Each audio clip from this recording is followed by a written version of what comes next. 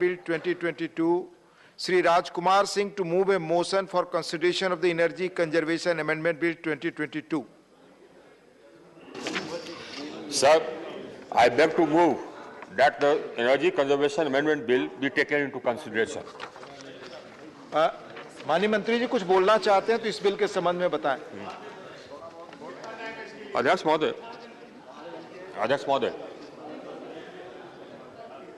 बीते कुछ दशकों से पर्यावरण की चिंता, पर्यावरण में डिटेरियोरेशन की चिंता पूरी दुनिया को सताती रही।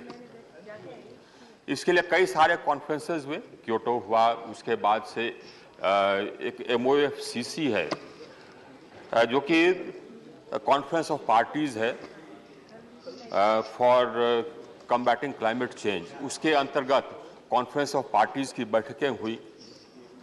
इन सभी बैठकों में विभिन्न देशों ने कमिटमेंट्स किया अपने एमिशंस को कम करने के लिए, एनर्जी ट्रांजिशन करने के लिए, क्लाइमेट एक्शन करने के लिए। हम लोगों ने भी किया। हालांकि हमारी जो पर कैपिटा एमिशंस हैं वो दुनिया के पर कैपिटा एमिशंस के 1/3 हैं। Our per capita emissions are 1/3 of the global average. अगर आज के दिन में हम देखें जो टोटल कार्बन डाइऑक्साइड का लोड है एनवायरमेंट पर, उस टोटल लोड में हमारा कंट्रीब्यूशन मात्र 3.4% है, जबकि हमारी आबादी दुनिया की आबादी का 17.5% है। तो हमारा जो पर कैपिटा एमिशन है, हमारी जो कंट्रीब्यूशन है टू लेगेसी एमिशंस, वो बहुत कम है।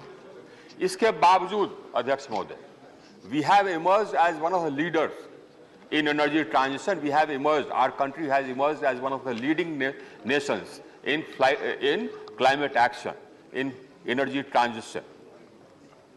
We are the only major country, only major economy जिसके कि climate action compliant है with a sub-2 degree rise in global temperature. हम लोगों ने pledge किया था, we had pledged in COP21 in Paris that by 2030 40% of our established power generation capacity will come from non-fossil sources. Mr. Chairman, sir, you'll be happy to know that we achieved this target 9 years in advance. We achieved this target in November 21. Today, our non-fossil fuel power generation capacity is 42% of our total capacity. हमारी total capacity आज के दिन में 408 gigawatt है, यानी कि 4,08,000 megawatt. हमारी non fossil fuel capacity यानी कि रिन्यूएबल्स, सोलर, विंड, हाइड्रो, और नॉन फॉसिल फ्यूल में न्यूक्लियर भी आता है। न्यूक्लियर कम है, हमारा 6,800 मेगावाट है, लेकिन ये सब को जोड़ करके 1,73,000 मेगावाट है, जो कि हमारी एस्टैब्लिश कैपेसिटी का 42% है। इतने तेजी से किसी भी देश ने अपने COP21 में दिए गए प्लेज को अचीव नहीं किया, और चूंकि हमने अचीव किया लिया, because we achieved it well in advance, इसीलिए COP26 में हमने अपना एम्बिशन बढ़ाया है। पहले हमने कहा था 40% विल अचीव 40% बाय 2030, अब हमने कहा है कि will achieve 50% of our established capacity by 2030। We have enhanced our ambition as a country.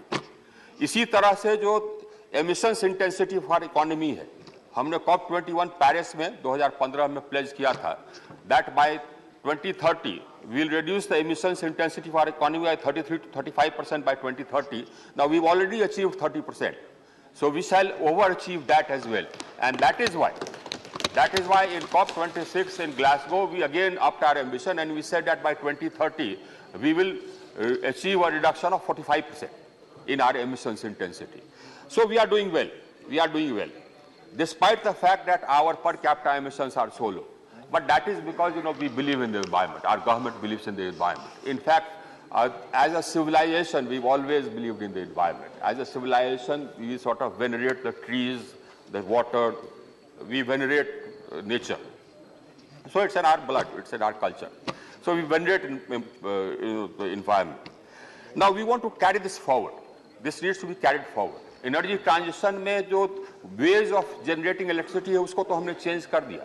But that accounts for about 40% of the emissions. 40% जो emissions होता है वो power generation कारण होता है. That accounts for 40% of the emissions. But we have to address the other sectors which account for 60% of the emissions. Steel manufacturing, cement manufacturing, all these. Now these are called hard to abate sectors. Now the way to do this, one of course is to electrify the economy so that people move away from coke and coal to electricity, and the other of course to green the electricity. That is the strategy we are following. But we also have to change our feedstock from fossil to non-fossil. ये feedstock जो हम use करते हैं, for example, I'll give you an example. हमारे fertilizer manufacturing में ammonia की जरूरत होती है. अभी जो अमोनिया बनता है वो नेचुरल गैस से बनता है. तो अमोनिया बनाने के प्रोसेस में कार्बन डाइऑक्साइड एमिट होता है, कार्बन लोड बढ़ता है. हम जो पेट्रोलियम रिफाइनिंग करते हैं उसमें हाइड्रोजन का इस्तेमाल करते हैं. हाइड्रोजन का जो अभी मैन्युफैक्चरिंग होता है, हाइड्रोजन जो अभी बनता है वो भी नेचुरल गैस से बनता है, उसमें भी CO2 एमिट होता है. अगर हमको एनर्जी ट्रांजिशन करना है और हम लोगों ने प्लेज किया है that by 2070 we will be net zero and we shall achieve that pledge. Let me tell you this, I mean, we have achieved our targets in the past, we shall achieve our targets in the future as well. And we shall remain, we are a leader in energy transition. That's not only me saying it. I mean, the whole world says it. The Bloomberg called us the most attractive destination for investment in renewables. And, a body came out with a ranking of countries which are in the forefront of climate action. Now, we stand 5th in that. Now, ahead of us, there are just 4 countries, Denmark, Sweden, one Chile, and one other country. Only 4 countries, small economies. In the major economies, we are the first, insofar as, success in climate action. So we shall remain a leader. Now, in order to do that, I have brought these amendments. इसी के लिए हमने ये amendment लाया. अब जैसे कि petroleum refining में we use hydrogen drawn from natural gas. The idea is to make green hydrogen here, and thereafter replace that. We import natural gas to make hydrogen. To replace that imported natural gas and to stop this carbon emission, we'll use green hydrogen. Of course, we'll prescribe that replacement in stages. To begin with, a small stage, maybe 5%, 10% first year, going on thereafter. Similarly, for production of fertilizers, we use ammonia made from natural gas. Now, and we import about 2.3 million tons of ammonia. And of course, we also import more natural gas and make ammonia here. Now, that all that releases carbon dioxide into the atmosphere. Now, we propose to replace that with green ammonia, that is made from green hydrogen. तो इसके लिए हमको ये amendment हम ला रहे हैं ताकि जो feed stock है वो feed stock में हम बदलाव करें. तो इसका आप देखें कि हमने ये एक amendment इसमें हम लोगों ने लिया है. एक और सेक्टर है जिसको कि हम एड्रेस कर रहे हैं इस अमेंडमेंट में, वो है कंस्ट्रक्शन सेक्टर, बिल्डिंग सेक्टर. अब बिल्डिंग सेक्टर में जो कमर्शियल बिल्डिंग्स है वो ऑलरेडी एड्रेस है. Commercial buildings, large commercial buildings जिनका की कनेक्टेड लोड 100 किलोवाट से ऊपर है, large commercial buildings already addressed है. उसमें हम लोगों ने एनर्जी कंजर्वेशन बिल्डिंग कोड बना दिया, उसको करीब करीब 20 राज्यों ने अडॉप्ट कर लिया. तो अब जो भी बिल्डिंग्स बनेंगे, कमर्शियल बिल्डिंग्स बनेंगे, उनको ये फॉलो करना होगा. इसी तरह से जो लार्ज आजकल मल्टी स्टोरेड फ्लैट्स बन रहे हैं, रेजिडेंशियल फ्लैट्स बन रहे हैं अध्यक्ष महोदय, तो उसमें भी एनर्जी एफिशिएंसी की बहुत गुंजाइश है. और उसमें क्योंकि अब जो एमिशंस है उसका 24% हमारा ये हाउसिंग सेक्टर, बिल्डिंग सेक्टर से आता है. तो उसको हम इसमें इंक्लूड कर रहे हैं, लार्ज, वेरी लार्ज वंस, जो कि लार्ज बिल्डिंग ब्लॉक्स है, उसको इंक्लूड कर रहे हैं. तो ये 2 मेन हमारे इसमें ये है प्रोविजन. एक थर्ड प्रोविजन है कार्बन मार्केट. अभी एक तरह का कार्बन मार्केट हमारे यहाँ है. जैसे कि हमारे जो ये एमिशंस इंटेंसिटी को रिड्यूस करने के लिए हम लोगों ने एक स्कीम लाया, उसको कहते हैं परफॉर्म अचीव ट्रेड.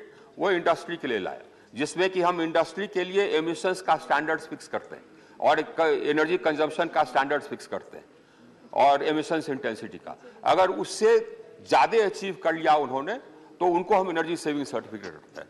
और जो इंडस्ट्री उसको नहीं अचीव कर पाई वो तो या तो एनर्जी सेविंग सर्टिफिकेट खरीदती है या नहीं तो पेनल्टी देती है, फाइन देती है. ये और इसके अंतर्गत अध्यक्ष महोदय ऑलरेडी हमने जो कार्बन डाइऑक्साइड एमिशंस रिड्यूस किया है 106 million ton per annum carbon dioxide reduction हमारा हुआ है. सिर्फ 4 साइकिल ये हमने अभी एसेस किया, 4 साइकिल में हमारा इतना रिडक्शन हो गया CO2 एमिशंस पर एनम. अब उसको और एक हम रिन्यूएबल एनर्जी के लिए RECs देते हैं, इस सबको कंबाइन करके कार्बन क्रेडिट सिस्टम हम लाना चाहते हैं।